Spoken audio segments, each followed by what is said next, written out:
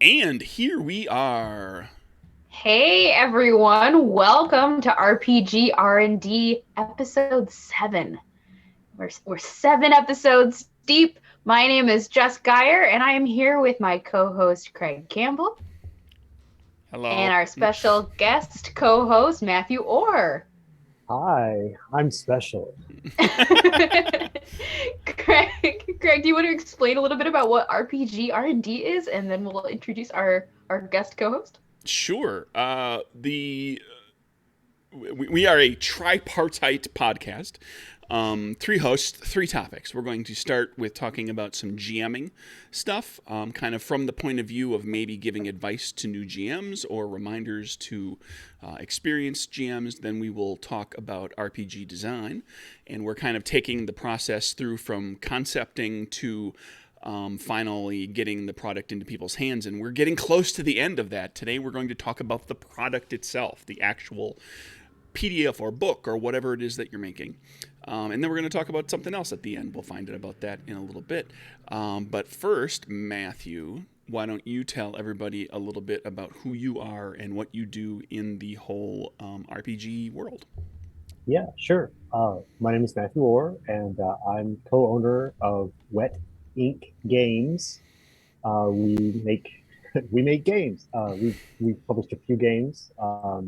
We kind of have ended up being like alternate history kind of games.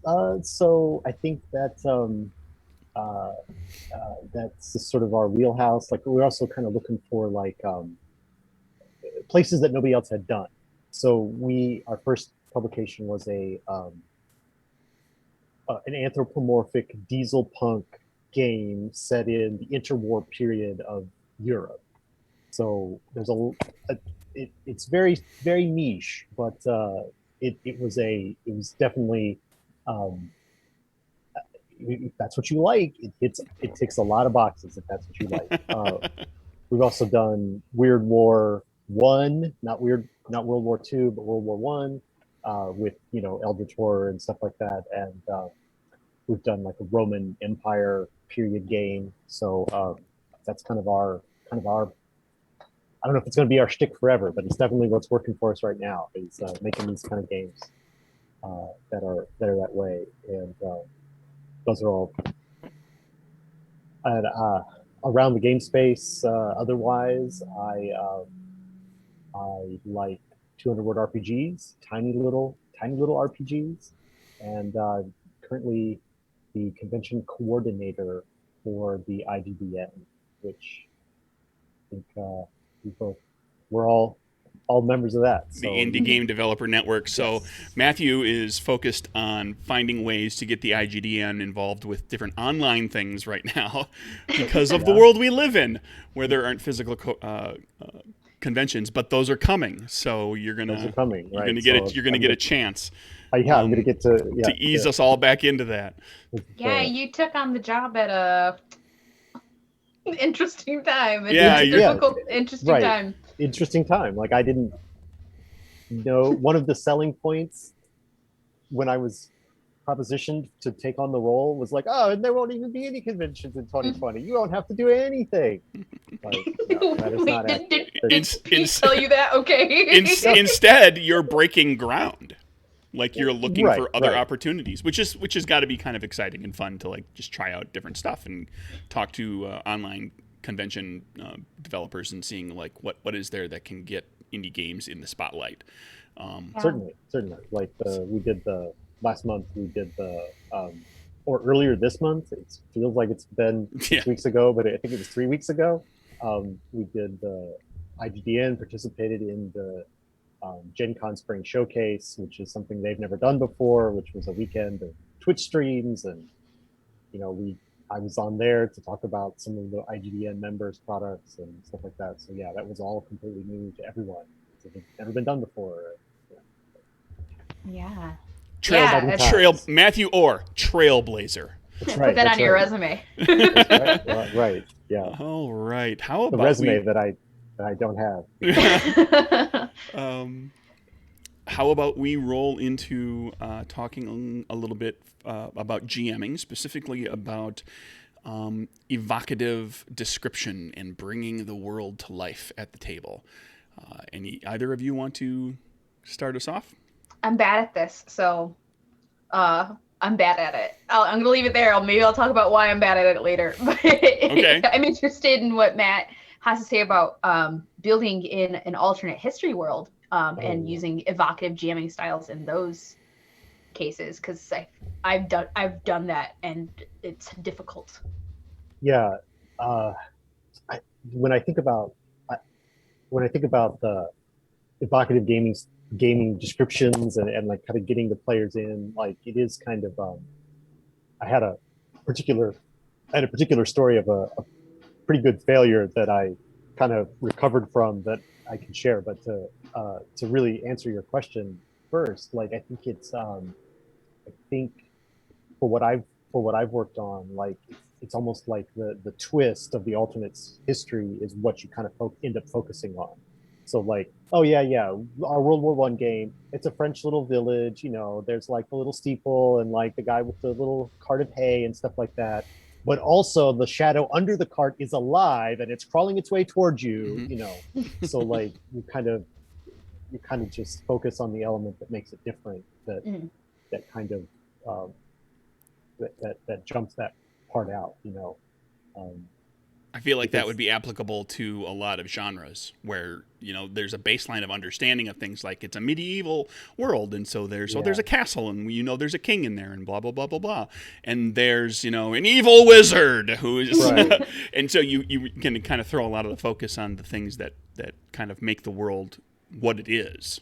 Like what's the, when you think of the game, what are the things you think of, and making sure to throw a spotlight on those things, and giving description and being verbose, and not just saying, well, there's a wizard, but there's, you know,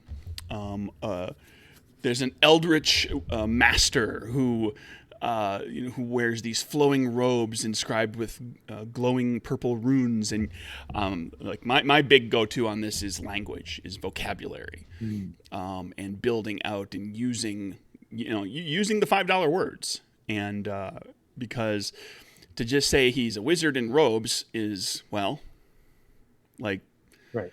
Nobody's got red. I've got a bathrobe. You mean like everybody, like who doesn't have a robe? The vermilion, the cerulean robe. Yes. So I'm going to put a wizard wearing a bathrobe in my next game, just because that sounds hilarious. Not to sidetrack, but back to Matthew. If you sounded like you were headed toward a story. Yeah. Oh, well, when I first knew that this was the topic, like I immediately thought of the one time that this was a number of years ago. It was the first thought that came to mind on this topic. So I was describing, it was a game of Apocalypse Prevention Inc., which is from Third Eye Games, and it's like one part Men in Black, one part Hellboy, one part I don't know what else has it got in there, like X-Files-y kind of stuff. You know, you're trying to prevent an apocalypse by managing the demon population of Earth. And you're like secret agents about it. So anyway, there was the agent, my team, I was running the game, team went into like this thing, and there had been like, it was either a missing person or a murder. I don't remember what they were investigating, but they found a safe. And my intention was to describe that the safe was a red herring by describing how utterly mundane the items in the safe were. And there's like a player who's sitting right next to me who's like writing down the list of like every single item. Like, no, was it, which edition of the book was it? And I'm like, oh my goodness, I've just opened a can of worms here about like this player has taken this in another thing. So in that moment, like my specific description of like, it's like I think one of the items was like, it was a book about like crafting, like woodcraft, but it had been like annotated by someone else to make it seem as if the book was about the Kennedy conspiracy assassination stuff. Okay, this is what I said. I was like, and the person is like, that's got to be important, and I'm like, no, it's irrelevant to the case. Like, I put in all of those details to make you realize that none of them lined up with what you were actually here to investigate. And instead, I was like, once I knew that they were not going to let this go, and they like, I think the guy took all the items out of the safe, and like he was carrying them around, and so it's like, all right. So I'm like, okay, I realize now my mistake. So this is the recovery part of it, where it's like, all right, so I'm going to write the history of every single one of these items, and like, turns out they're all magical items, and they're all like super valuable if you know exactly the right person to talk to, and that's why they were in the safe. And like, so let's do the history, and like, if they investigate this, then they're going to run up against this, and if they go for this, then they're going to run up against this. And like, then I had this whole list of like story points, which I then, some of them got investigated, and that was part of our campaign later on. But like, I definitely, I created my own red herring, basically, unintentionally. As soon as you said that you were trying to point out that they were not important items, I knew exactly where you're going with that, because players just have this, and I have this habit as a player as well, just like grabbing on to the most minuscule, unimportant things the GM never intended to make important. And what you did by turning them into plot points of their own when the players just won't let go, it's a good strategy to handle that. And that's a trap that I fall into sometimes, because like I said, I'm bad at this evocative description. I like to get to the dialogue and things like that, rather than the scenery, although I do think the scenery is important a lot of the time. And so when I do describe things, my players tend to think, oh, it must be important. She's describing it. So that it's a trap that I've fallen into before. But I've also had players that are like, okay, I'm going to take some books off the shelf. What books are they? And then now I'm like, so that's how Magic and Me volumes 1 through 30 got introduced to one of my campaigns. they kept looking for books. They wanted to find these nonsense books that they made me put in the game. They gotta get a set of, they gotta get them all now. Yeah, that's what they wanted, every bookshelf. If I even hinted that there might be a bookshelf, oh, it's the library. Oh, finally, books. the first edition. So the takeaway is detail can certainly help to help the setting and the description of what you're doing with come alive. But there is a line to walk with players who might latch on to something that, you know, like I give a little throwaway detail to something to kind of set the scene, but then the players latch on, and that NPC or that location or something suddenly becomes very important to them. They think that there must be much more importance to it. It must be central to the storyline. And when that's the case, sometimes it's best to do what Matthew did, which was like, okay, well, make it important to the storyline, like let it become that. And sometimes, you can kind of slap that back down and say, no, you got like enamored of this NPC that I happen to, describe the fact that his hair is parted weird, just to kind of point out that the character is kind of an odd duck, and you suddenly became really enamored with the character, and I'm not planning to do too much more with them. Oh, what's up with his head, huh? Yeah. There's you can almost like, there's another way to go about it too, where because evocative descriptions, like GMs have a lot of work to do at the table, and so if you can push some of that onto the players, that makes it easy for you. So actually, I think I like Kids on Bikes for this, because it tells you, like, it's basically equal. Like, it's basically a 50-50. Like, half of the time you tell them what they see when they open the door, and the other half of the time they're like, oh, I knocked down the door, and you just sit back and you say, like, well, what do you find? And then they have to describe what they found in the room in the old creepy house that you were previously describing. Like, you either didn't know, or how you're gonna, doesn't matter what they find, because it's going to be interrupted by your next scene or whatever. But like, I think it's sometimes, especially in a game like Kids on Bikes, where you're supposed to be trading back that narrative dialogue, then oh, that's what they found in the room, that's great, I can run with that, and it isn't all on you. It doesn't have to be all on you to do it. Yeah, that there's an obstacle you have to overcome, and it's one that I have to hurdle over all the time. when it comes to things like that, both as a player and a GM, is knowing that you have the right to take ownership over the details of the game. And like me, I have a little bit of social anxiety going on. I don't want to like step on anybody's feet. So especially when I'm a player or if I'm playing in a GM-less game, like I have to remind myself that this is the purpose of the game, so we can all tell this story together.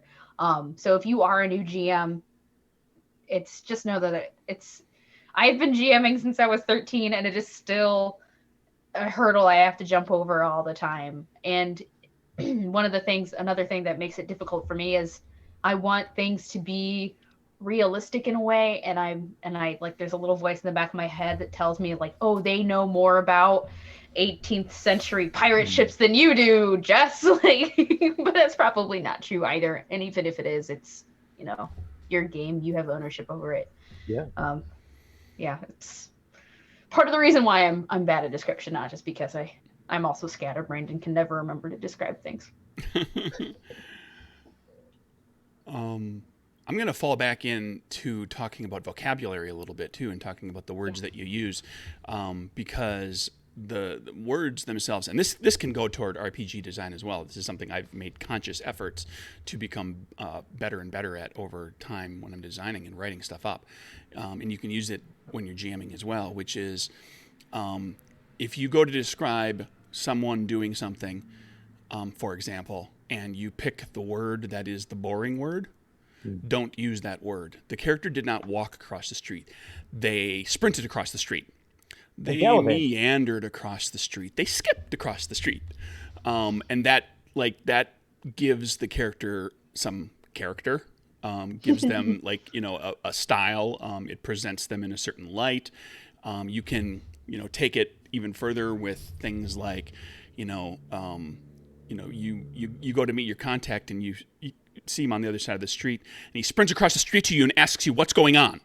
And then, now the person has suddenly been drawn into oh, this person is talking very fast. There's an urgency.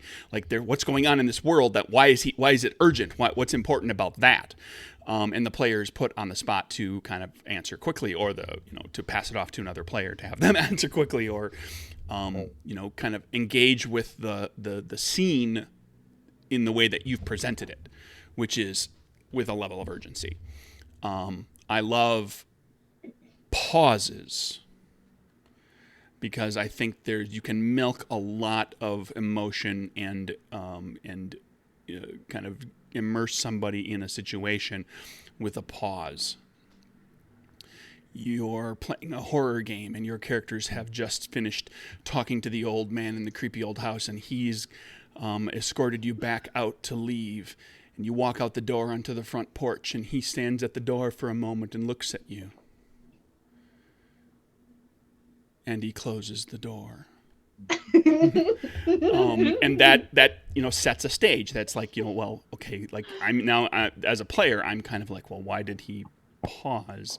Was that the GM trying to think of what to say next, or was there a deliberate It sounds like the old man looked at you for a little while before he closed the door. Maybe he was going to do something else. Maybe he was sizing you up. Maybe he was deciding something.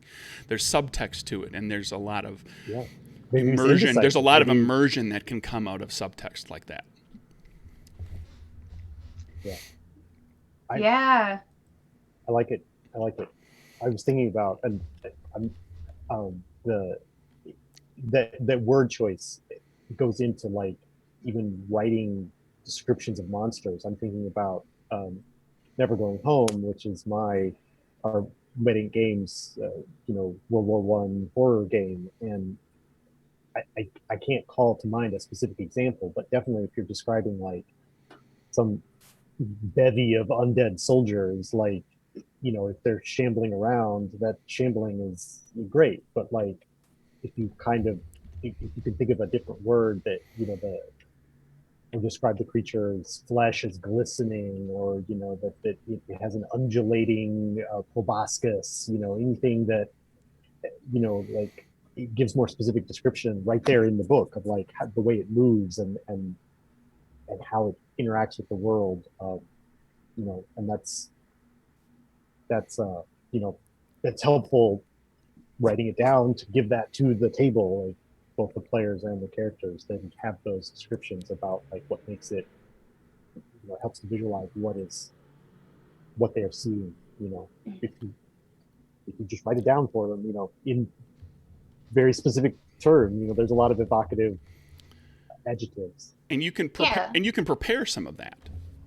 I was just going to say that. Mm-hmm. If you're going to be dealing with like a particular villain and you want the description of the villain to stick, the villain's hair is not black.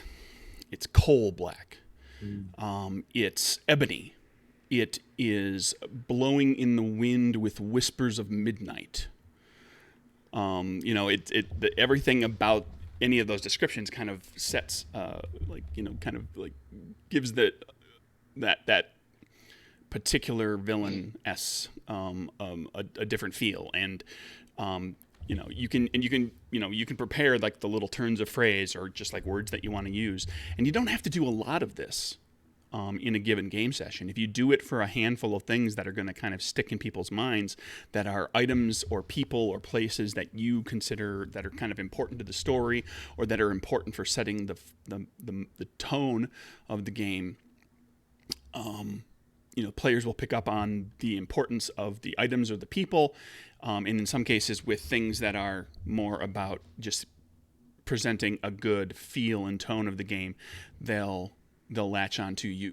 When you use certain words to describe what night is like that's what night is like in this horror game that you're describing. Like there's the air isn't cold, it bites.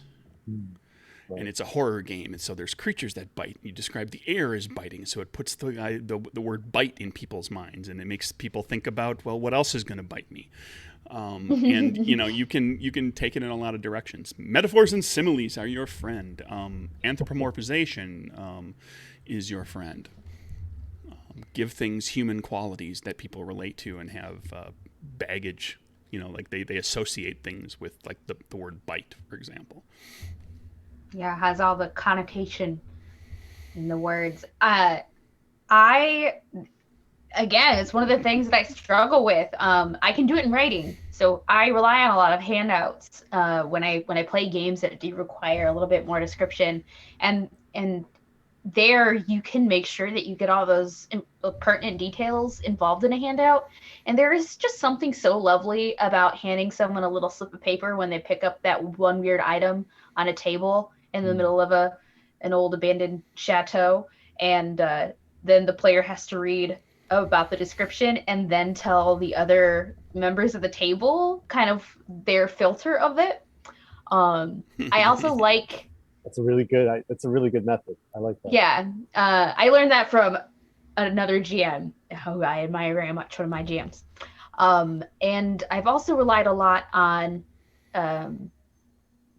mapping things out on paper ahead of time, because I have a hard time visualizing things from my head just there. I need to kind of put it out on paper. I like to do theater of the mind though a lot when I'm playing, but having maps does remind me to say what is there for my players. I just have a really hard time with the going from my imagination that I can see to making sure everyone else can see it. I sometimes forget that not everyone is psychic like me. And I can just, pinpoint right in there. Right. I drew the map. It's up here. Just get the map. It's crystal clear. It's the castle. This castle, the one we're in, the one I'm talking about. Yeah, it's something that I still I still struggle with from day to day. I struggle with it in my creative writing too. Sometimes just like yeah, I'll get it. I'll keep going. I like to get to the heart of things, which for me is dialogue and action. There's always room to improve. I've described a lot of things, and Matt's described a lot of things, and That doesn't No, mean that's that some good pointers. that doesn't mean that either one of us does them consistently and well on every game session. Everybody has off game sessions. Some games, you can turn a phrase and weave a tale like nobody's business, and some games you're like, and then the monster attacks. Grrr. It bites you. Next turn. But making the effort here and there can help, and if you set like something we've talked about with nearly every one of these GMing segments is, if you as the GM do certain things, it gives the players permission and encourages them to try to do it too. So you'll have players that will describe not just, well, I attack with my sword. They'll describe how their character swings the sword and licks the blade afterwards, and how they do their little flair, a little bit of panache when they strike the killing blow, and those types of things will come out, and that will help to bring more description to the table around, all the way around the table. Or you could just LARP and it's all there. And you kind of have to. Oh. Well, I have a lot of really good pointers now for the next time I run a game. I'm gonna make this a goal. I'm gonna try throwing out my $5 words, maybe even a $10 word here and there. And I really also like Matt's point about getting like that 50-50 thing you talked about with kids on bikes. Making the players describe things more, because I love giving my players agency like that. Yeah. So I should delegate details. Well, our next topic though is about, from a game designer point of view, the product that you're putting in front of people, the finished product. Finished product. It's I don't know. Like I can jump right in, because like this is it's exciting. As last year, I think I'm feeling the excitement, because last year we ran 2 successful Kickstarters last year, but it's taken a while. But like one of them is like, they're both at the printer now, and they're different scales and stuff like that. But like, we're like gonna get books like next month, like after, with all the delays from 2020, and some of them unavoidable, some of them unexpected, and whatever. It's like, but finally the thing is gonna arrive.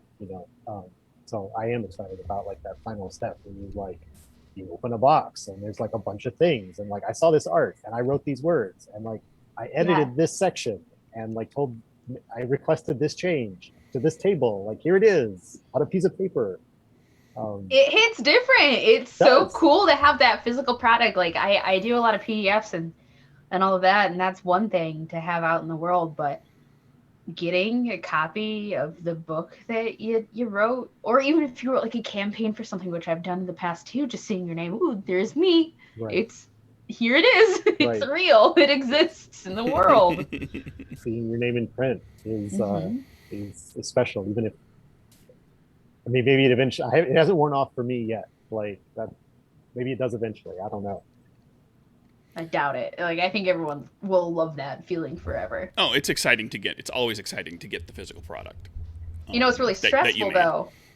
It's really stressful making sure that physical product actually looks the way it does. There's a lot that goes into like a print product.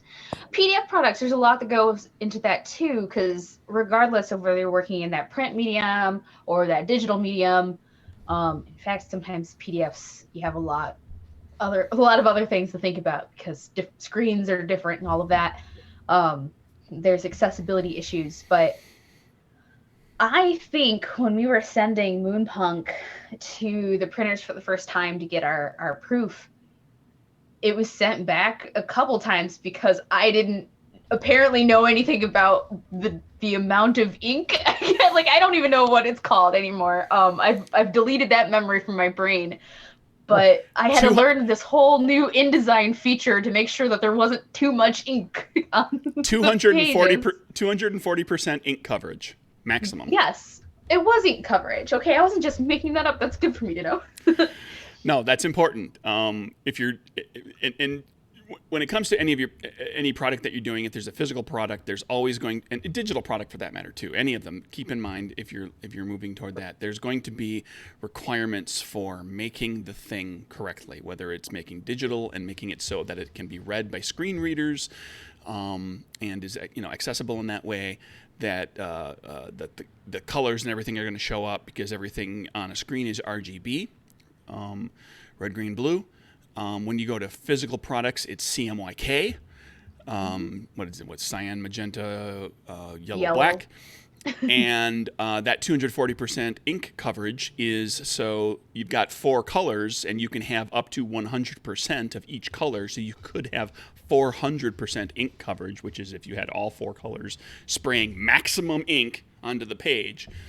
And you can't do that because that ink will not dry into the page, and it'll smudge and run, and that's what the 240% tops is. Yeah. Because turns out ink is wet. Yeah. So like learn the requirements for whatever product that is that you're producing, and the more different types of products you do, the more requirements you have to deal with. Yeah. It's worth absolutely true. Thinking a little bit. When you're looking to put together a product,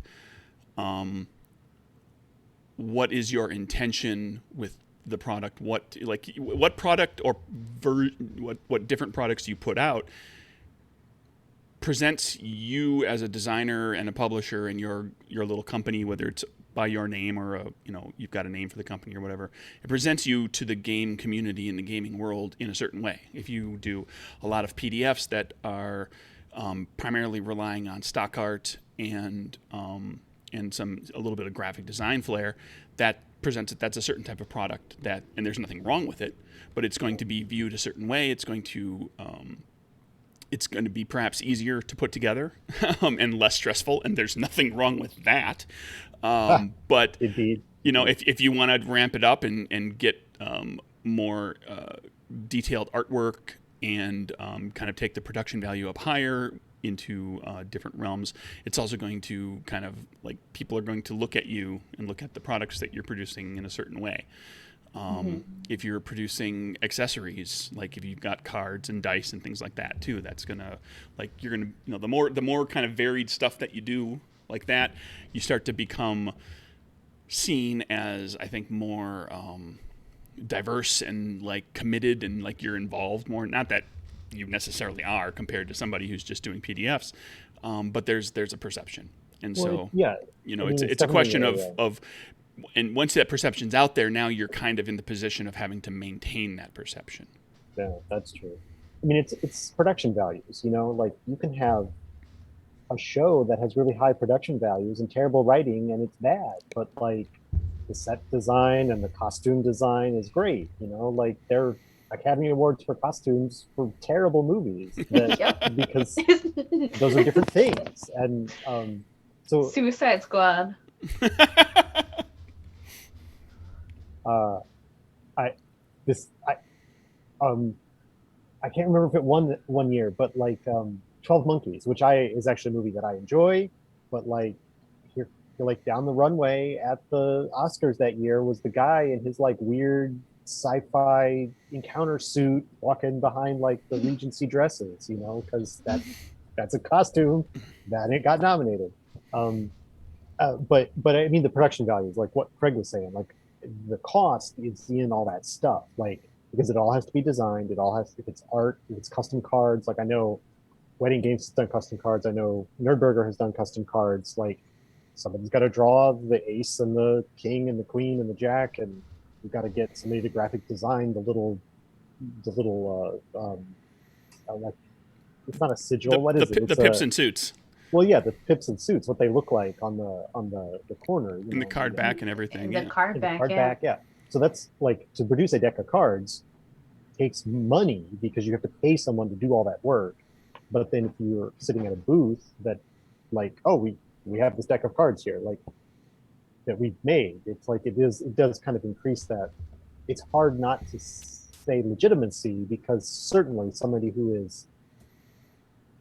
could be a legitimate game designer and making good games and sitting there with I printed these out on my own desk jet and stapled them together and you can buy it for $1, like that might be a great game, but it's going to catch the eye when you spent the time to have it laid out professionally and have new art done for it and have it printed at a high quality, where you have to worry about 240% ink coverage, like once you're at that like level of the industry, that it is more time, it is more work, but it does make a suite of products that you can display of like, no, look, we're really trying to be a real thing here. Yeah, I think one of the things you have to really consider when you're a fledgling game designer and you're putting out like a game on your own for the first time is having some realistic expectations for yourself as well. If you look at, for example, D&D, it is not just one person putting out that book. Yeah, it's not even 5 people. If you look at the credits, it's so many hands have gone onto this product. And unfortunately, in the industry, people are expecting products of that really high quality. Now, there are some really small indie teams that are doing some beautiful, awesome things. And really what goes into that, like if you have a really good layout designer, it's going to bring your game to the next level. It's going to look so nice. If you have a really good artists on board, it's going to look really great. And there are some layout designers that work with stock images and make them like look like absolutely wild and beautiful and perfect. I was lucky enough that I already knew how to use InDesign, so I did most of the layout, although we did have another layout designer, Jamie, from Sword Queen Games, did some of our layout as well, and like their layout blew mine out of the water. But if you don't know how to do layout design, my big recommendation to you is to watch a lot of tutorials on YouTube, try to attend some classes, learn before you put it out, and always make sure you have other eyes on it. When we were laying out Moonpunk, I tried some things that I thought would be interesting and quirky for the punk feel, and Alex, my partner, looked at it and said, "This is giving me a headache. Is it crooked?" I'm like, "Yeah, I made it crooked. I'll change it." I thought it was going to be good. So always making sure that you have another set of eyes on it. But again, back to the realistic expectations. Right. Know what you as a person and designer can do. Know what your budget is as you're going into it. And don't go into this expecting to churn out a Dungeons and Dragons player's handbook when you don't have the resources that Hasbro has. It's not going to happen. Right. And I don't know if you, maybe your next episode is going to be about Kickstarter, but like some of these, if you're getting to the point as a designer where you're looking at like, okay, so we have to hire a graphic designer for 120 pages and we need 10 pieces of art, that goes into your Kickstarter budget. That you don't have to like necessarily have cash on hand, but it has to be part of your budgeting of the project. And then you get down to like cost benefit analysis, right? You mentioned, Craig, earlier, like have worked with a lot of people who really like OSR games, and there's a lot of people who really like that gritty sort of like handmade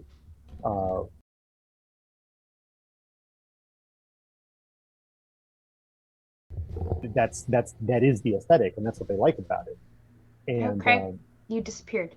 Yeah, Craig, hopefully this continues. Yeah, keep going, Matt. Oh, there he is. He's back. But the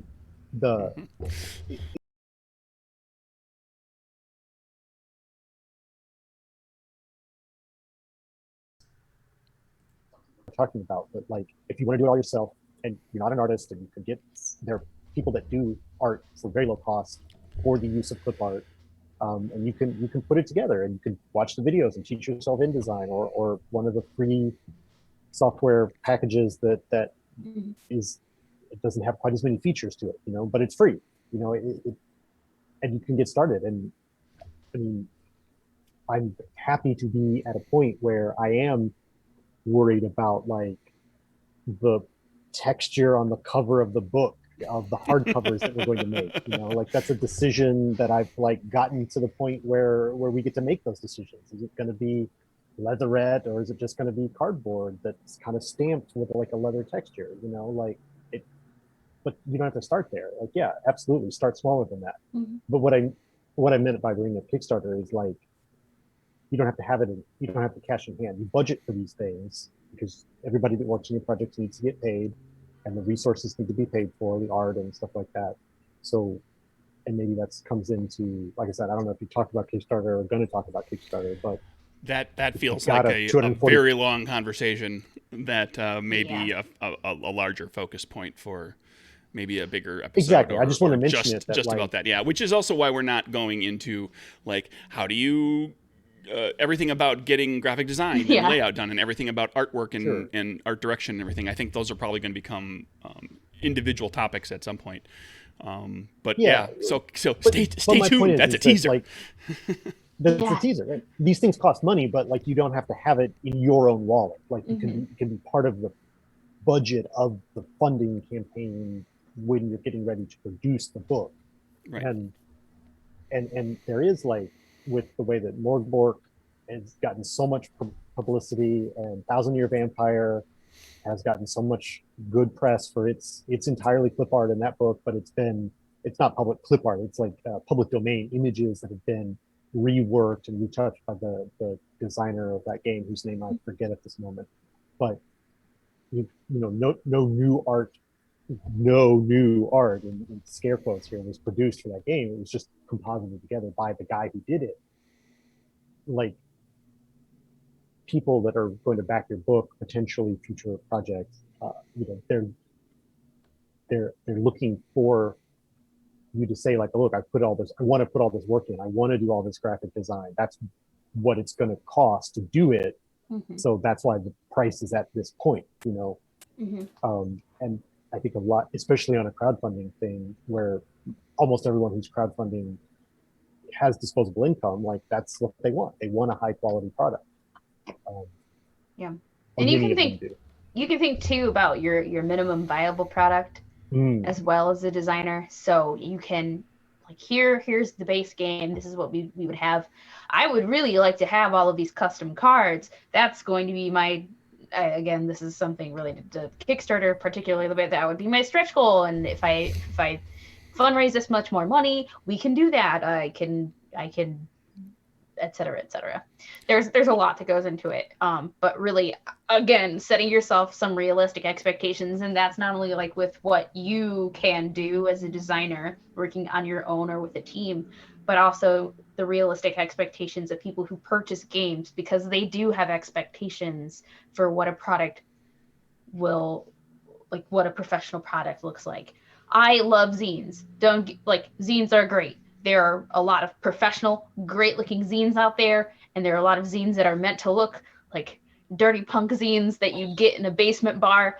They're great. They're awesome. But if that's not what you want your brand to be like, to use a dirty corporate word that I hate, or like, just consider that as part of your expectations as well. It costs money, unfortunately, to print paper, and paper costs have gone up. Physical products cost stuff. Well, and speaking to the minimum viable product, you can also take the tactic of, like, if you're starting out, like, maybe your first product or two is just PDF, just to get your feet wet, just to figure out all the stuff you're going to do, and then maybe you do a product where you're going to offer a PDF and a print-on-demand book, which isn't quite as, which is more work, but isn't like doing a print run.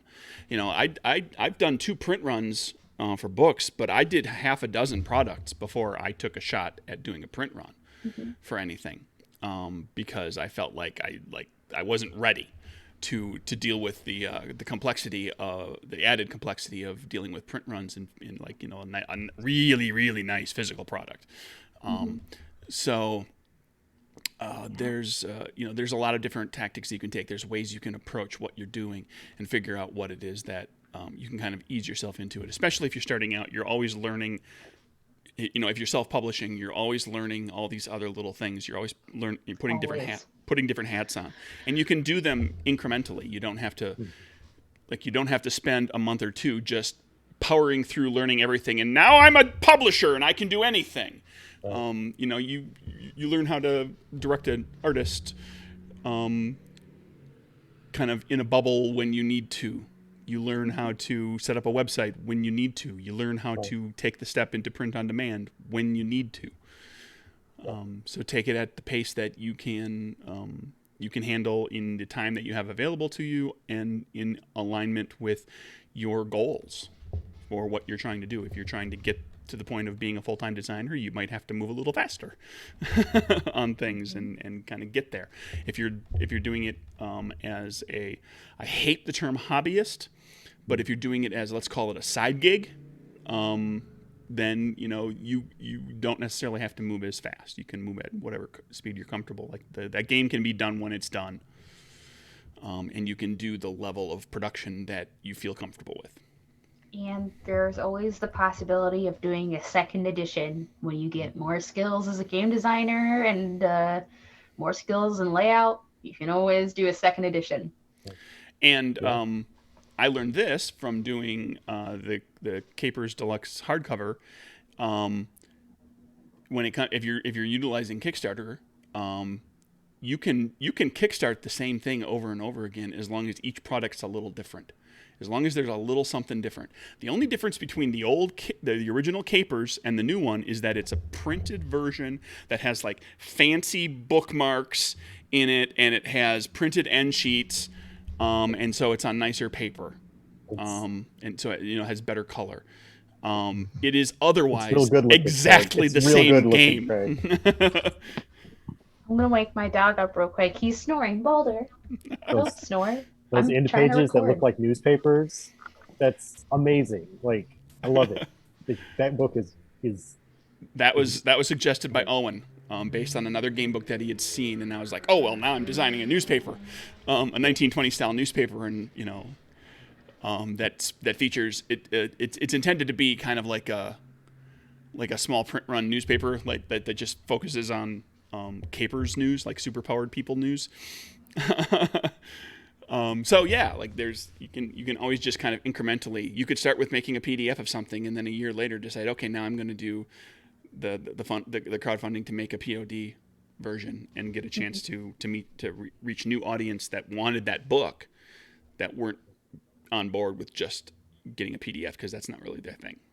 Yeah, and speaking of newspapers, the best way to learn about design and layout and printing is to be a high school journalist and then a college journalist and then teach journalism.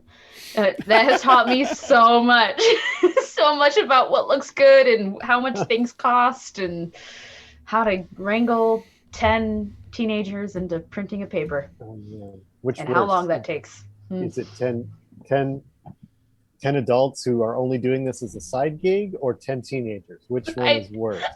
I bet the 10 adults probably have less motivation, to be honest. Unless you're paying them pretty well. The teenagers don't get paid. Yeah, All right. Shall we shift gears? Yeah, Sure. I think so. Our potpourri topic, suggested by Matt. Yeah. Do I get to do you want me to Do you introduce want it? to? Okay. I'll history podcasts. Take it away, Matt. That's it. I listen to a lot of podcasts, like because especially if I'm doing housework. Like housework is like my time to put my earphones in and listen to podcasts, and I really like history podcasts. So I've got a number of recommendations. If anyone has, or we can just, I don't know if you want me to talk about one, or if you want let's hit on a few and what you like about them, and give people some suggestions. Let's see if we can get listeners to try out a few. If you give us a handful of suggestions, people are going to find one that really speaks to them, and they're going to go check that out. Sure. So one that is pretty, I don't know, it's just the one that like comes to mind first maybe, and I don't know, it's there's so many that are good, but he's overwhelmed, ladies and gentlemen, and people. Which one is my favorite? I don't really like to pick favorites, like I guess, but anyway. What's first on your playlist? First on Yeah, my all of your podcasts have released them. Alphabetically, it's 99% invisible because the numbers come first on my playlist. But so we can start there if you want. Yeah. But like that's one of the more famous ones that I listen to. A lot of people listen to 99% Invisible.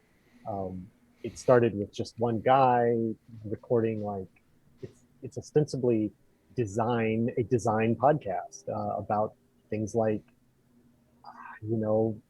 iconography of road signs and the like who invented the octothorpe, which is now known as the hashtag, like stuff like that is like what they used to talk about.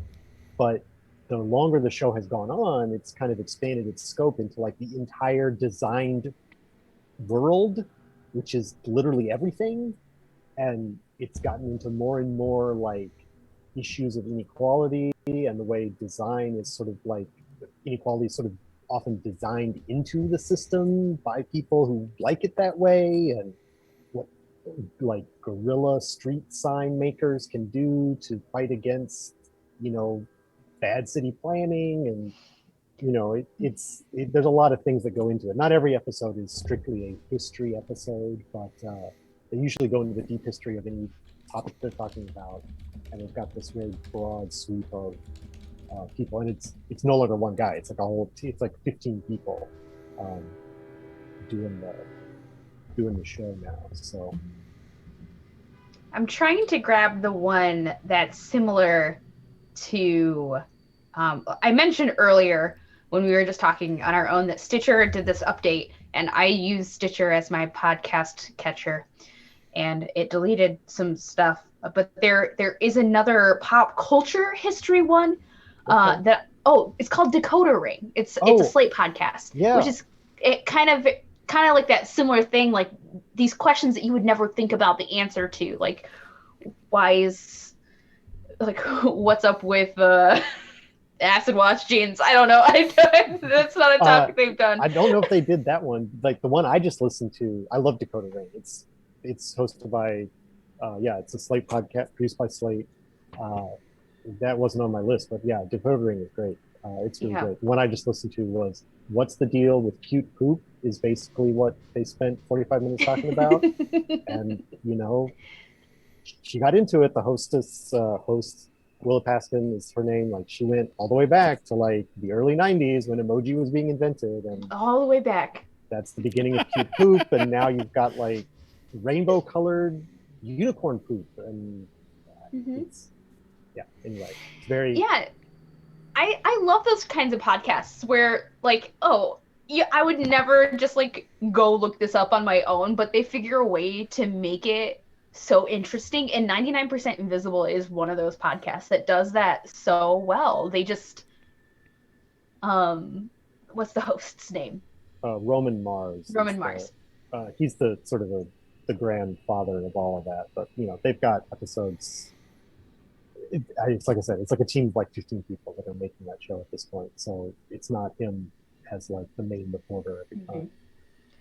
Yeah, they just like those deep dives into something design-oriented, history-oriented, history, pop culture. Reply All is one of the podcasts that I also like. It's not strictly history in that sense either.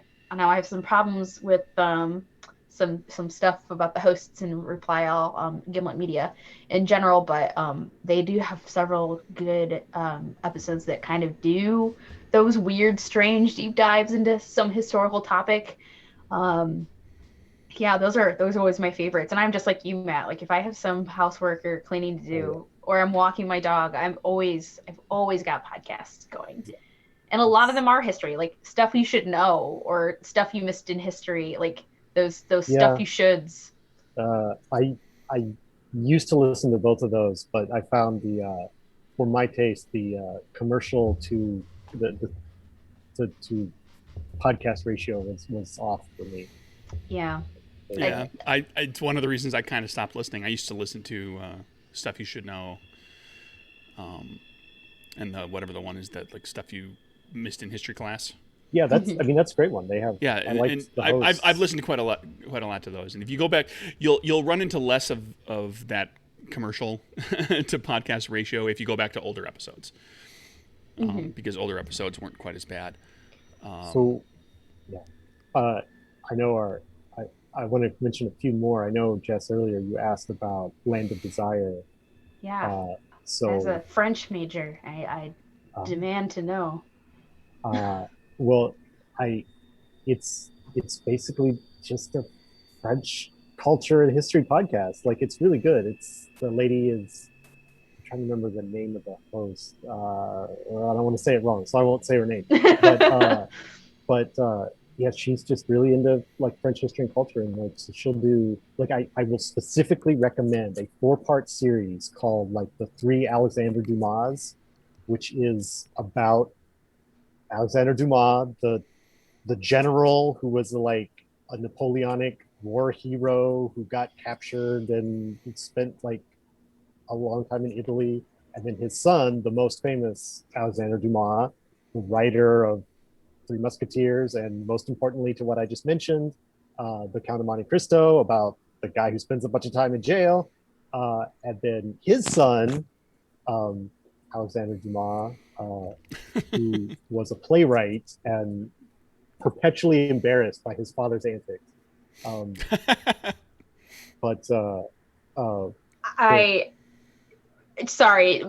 love Dumas. I love Dumas Senior as well. There's a great book about him. I think it's just called Alexander Dumas. But I got into that because I was listening to a podcast about him. So that is the next thing I'm downloading onto my queue. Anyway, sorry for interrupting. I just got really excited. No, that's great. I mean, it's just so. I mean, and like she's covered topics like, you know, what's the deal with Alsace and Lorraine. She's like done like she did a whole series about the Dreyfus affair. You know, there's a series called like a Tour de France, where she like took the original route of the original Tour de France in like 18 something, and like what all the cities they stopped in and stuff like that. And she's like, well, let's talk about Marseille and like what's going on in Marseille, and then, you know, whatever, she talks about all kinds of stuff. So that one's really it's very light. It feels like Provence. It's very light and dappled sunlight. It's just so pretty. Her enthusiasm for the subject. I did not know about this podcast. Okay, again, for listeners, it's called Land of Desire, right? Yes, the land of Desire. I think it is the Land of Desire. Yeah, I'm definitely gonna seek that one out for sure. Have you ever listened to Behind the Bastards? No, I don't think so. It's very leftist oriented, but Behind the Bastards takes some terrible people from history and does it like biography basically of their life and all their misdeeds, and just like talks about the bastards throughout history, all these terrible people. Now, content warning, if you do look it up, we're talking terrible. We're talking like, but history's got a lot of those. Yeah, got a lot of those. But it's always, there's only so much you can cover. You know, I taught a year of 8th grade social studies, and there's only so much you can cover in a year with students. And there's only so much you can cover in 12 years with students. Absolutely. And you gotta kind of seek these things out. There's so much I didn't know before I started listening to podcasts. Yeah, I actually trained as a teacher in social studies, and I did not actually end up pursuing that career, but like it's I mean it's basically impossible to cover anything in any kind of depth based on like the you're starting in 1500 and you have like 26 weeks to talk about everything that happened since 1500. You're gonna skim over some stuff, and then like adults are like, I never learned this in history class, and I'm like, no, because we didn't have any time.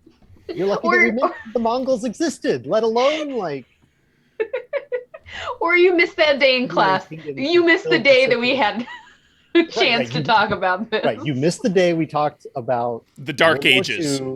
Yeah, and so the Dark Ages. Those 800 years. Right. You missed that day. You missed that day. Exactly. Our day talking about World War One. There are so many social studies classes. Like when you cover American history as a teacher, like you typically start, okay, I guess we're going to talk about the Magna Carta. For whatever reason, that's going to be the beginning of everybody's social studies class. Trial by jury is still part of our system. That's where it originated. That's why you got to mention it. You're going to maybe get through the Civil War. Oh, yeah. If you're lucky, get to Reconstruction.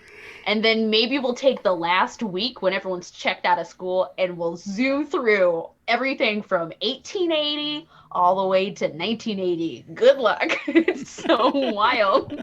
And then these podcasts, they'll do a 4-part deep dive on Alexander Dumas. And Dumas. It's great. Or yeah, they'll do here's a 6-part series on these 3 days. Oh, yeah. In this country's history. Those are great. Like I don't know how much longer we're going here, but I do want to mention. You mentioned leftist leanings earlier. There's a show called Revolutions, which is another one of my favorites. It's Mike Duncan is the host there, but he's on his 10th revolution now. He started with the English Civil War. He did the American Revolution, the French Revolution. He's doing the Russian Revolution now. And like he's up to like episode 46 or 47, and we're like to 1909, which is like 8 years before the revolution happens. And so like on episode 47, he's 9 years before the revolution. Like, so he's going real slow on this 10th one. But there's enough time there to really talk about like, what is Marxism? What was the beef between Trotsky and Lenin? And like, even in the period that he's talking about, like before the revolution even started, they weren't friends. Well, So like, you've got to have podcasts to have a lot of time to do stuff. Everyone knows that Karl Marx was a Russian who killed like Anastasia or something, right? It's like that's what happened. Some of the words that you said are accurate. Karl Marx, right? That was accurate. Marx was a guy. Like Rasputin was a Russian. What is it? How did I hear him described? A Russian, sex crazed murder wizard. Unkillable sex crazed murder wizard. Well, that's true. Again, that's all true. Some of those. Yeah, but there's a little more nuance to that than.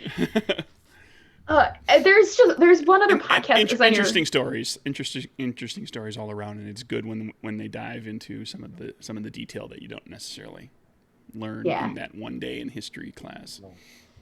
There's one more podcast that was on your list, Matthew, that I kind of wanted to talk about before we close out, and that was Throughline, because that talks like very similar to what we're saying. There's a lot that goes into our news stories. Building on that information, you want to just like talk about why you put Throughline on that list? Yeah, it's hosted by it's an NPR show produced by NPR, hosted by like 2 non-white guys. That's like I believe it's an Iranian man and a Iranian American and like a Palestinian woman. So like it's not like they've got a axe to grind or anything like that, but they're just bringing like, these are definitely not like, Stan Beauford of, East Coast School and like John, I don't know, Magruder of West Coast School. Like they've got, it's got a bit of diversity to it, and it's called Throughline because they'll say like, all right, so there was this bombing that happened in here, and like why is this thing that you may have heard about this week or last month, like what even is that? And so then they're like, well, let's wind the clock back and like let's talk about the through line of this. And they often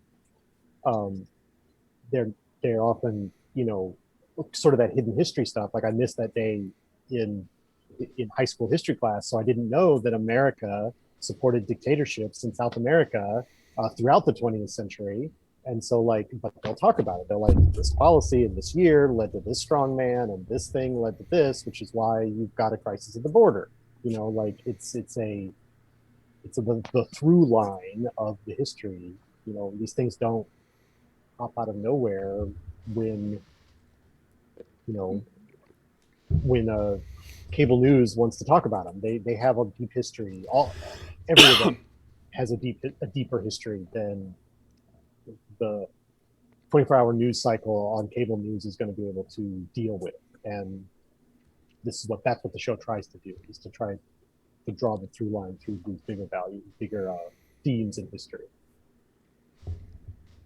Yeah, I definitely wanted to put that up on people's radar because it's a really good podcast. It's good. It's like supported by, it's National Public Radio. So it's definitely not like a handmade podcast. Like The Land of Desire is great coverage, but she talks frequently about how she's recording it in her garage, in her closet. Like that's her recording studio. Like she's one lady show. Like NPR has resources, and they have research teams, and they have librarian access, and stuff that one person just wrapping it up full circle. Sometimes it's fine to produce a show where you did your own layout and make a book that's printed on your own computer, and then it's also nice to be part of a team of 15 people who produce a really high quality product. So they're both great shows, but one is obviously much more involved in being made. Yeah, this has been a really fun conversation, Matt. I really appreciate you coming along, and Craig has been suffering from trains going by, just so many trains. Talk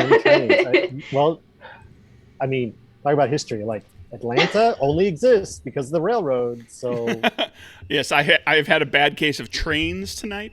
I also apologize for the snafu. There's going to be a little snafu in the video and audio from a little while back when I bumped a thing. Oh, is that what happened? That I shouldn't have bumped. I need to figure out a better way to arrange things on my desk so I don't accidentally bump that, because I bumped that thing a couple of times on some different streams and it's gotten goofy. So anyway, sorry about that, everybody. No, it's okay. I just wanted to say, I think that it's a good time to kind of wrap things up. And Matt, do you want to talk about anything that you want to plug, where people can find you on social media?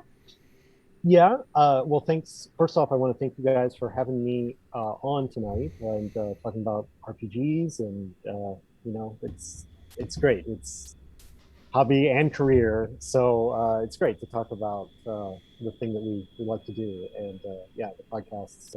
I'm like, we have another episode. We talk about all the other ones we didn't talk about. Right. Exactly. But if you want to know more about Wedding Games, you can follow us on the Facebook or on the Instagram, and that's where we put up images of our books and talk about them and links to the stuff, and that's kind of where we're at. We have a website. It's Wedding Games on Instagram and on the Facebook, and we're working on our website because we haven't had one before. We're getting ready to get that going because we've got 2 releases coming up this year. One is the campaign Dossiers, which is more Never Going Home. That's more World War I craziness. One of those books features Rasputin, who we were just talking about, because when you've got a murdering sex wizard, you've got to put him in your book about Eldritch horror. Like, of course, it's right there. I don't make the rules. Yeah, I don't make the rule, right? And the other game that we have coming out this year will be Zhongshi, Blood in the Banquet Hall, which is written by Amanda Chan and Sin-Foon Lin, and it is a 1920s era Chinatown. You're a family in Chinatown. You're dealing with exclusion laws and racism and like corruption in Chinatown, and not in the Chinatown, but like affecting Chinatown. And also hopping vampires, because what would be worse than dealing with human problems than also dealing with supernatural problems? Yeah, very, very germane, very important game, I think, also coming out considering world events. Yeah, I mean, it's timely, and I don't know, in like I didn't. It shouldn't have to be so timely, but here it is. Here it is. I'm excited about that game a lot. We had Banana on earlier. Mm-hmm. You can find me on Twitter at Jessica, and you can see me tweet about probably the Suez Canal, I guess. Oh, yeah. Just don't get it stuck sideways.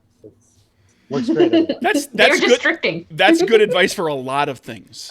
I know, right? Don't get it in there sideways. It's just that's bad. And I'm Craig Campbell of Nerdburger Games. You can find me at Nerdburger Craig. That I think was RPG R&D, huh?